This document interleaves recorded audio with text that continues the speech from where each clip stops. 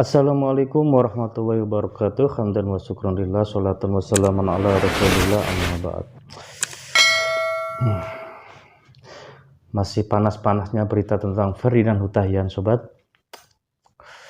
Kali ini Ferdinand Huta-Heian mengakui dalam klarifikasinya bahwa cuitan yang beliau posting di Twitter itu merupakan salah satu bentuk dialog imajiner antara hati dan perasaannya. Jadi dialog imajiner, sobat. Dialog imajiner ini sebuah dialog bagi seseorang yang menyatakan kelemahannya, ya. Sebuah dialog imajinasi, ya, yang berkaitan antara hati dan perasaan, berkaitan tentang masa depannya, tentang seluk-beluk kehidupannya.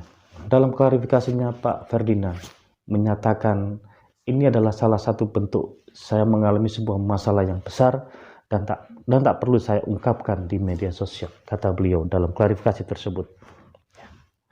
Sehingga dia memberikan sebuah renungan bagi dirinya sendiri dalam bentuk dialog imajiner, sobat, kontemplasi pribadi. Jadi renungan inilah yang dia klaim sebagai bentuk dari cuitan yang mengundang polemik dan kontroversial ini.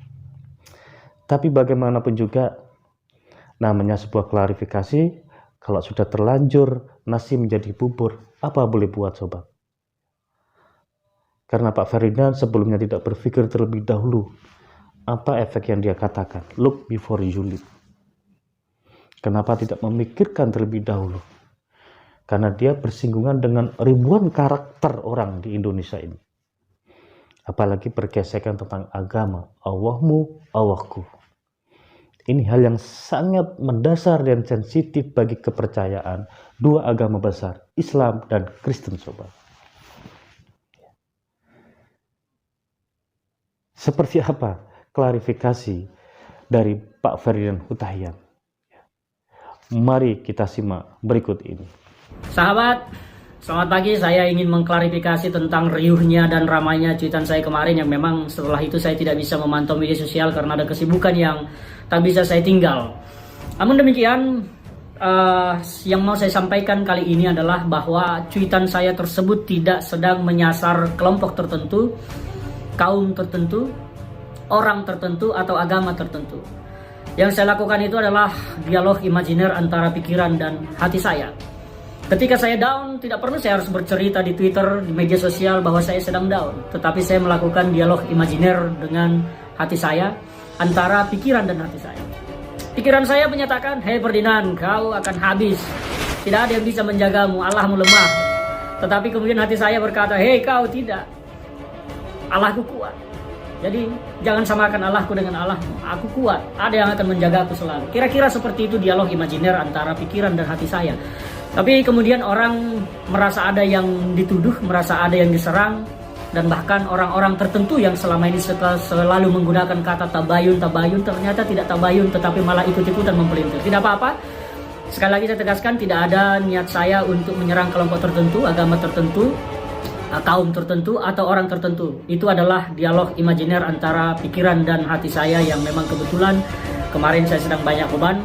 Tapi tidak apa-apa, saya minta maaf kepada siapapun yang merasa cuitan saya mengganggu atau membuat siapapun tidak nyaman. Tapi intinya bahwa itu adalah dialog imajiner antara pikiran dan hati saya, bukan menyerang siapapun. Tidak mungkin saya bicara dengan orang lain, Allahku, karena kita punya Tuhan yang satu. Jadi tidak mungkin saya bicara seperti itu kepada siapapun, kecuali kepada diri saya sendiri. Saya harap dengan ini semua bisa mengerti, memahami, dan saya ucapkan terima kasih. Salam sehat selalu, semoga sejahtera. Ya demikian, sobat, klarifikasi dari Pak Ferdinand Huta-Heian, dan dia memohon permintaan maaf atas ketidaknyamanan tentang cuitannya tersebut. Tapi sayangnya masih banyak juga para pelapor yang melaporkan beliau ke Bareskrim Polri untuk diusut tuntas apa maksud dan motif cuitan yang bernada unsur tersebut, sobat. Jadi ini menjadi sebuah pelajaran penting bagi kita semuanya, ya, agar kita bijak dan berhati-hati dalam dunia media sosial. Karena sekali ketikan jari kita, maka itu semua akan kembali kepada diri kita. Semoga Pak Ferdinand bisa mengambil sebuah hikmah pelajaran yang sangat menarik tersebut.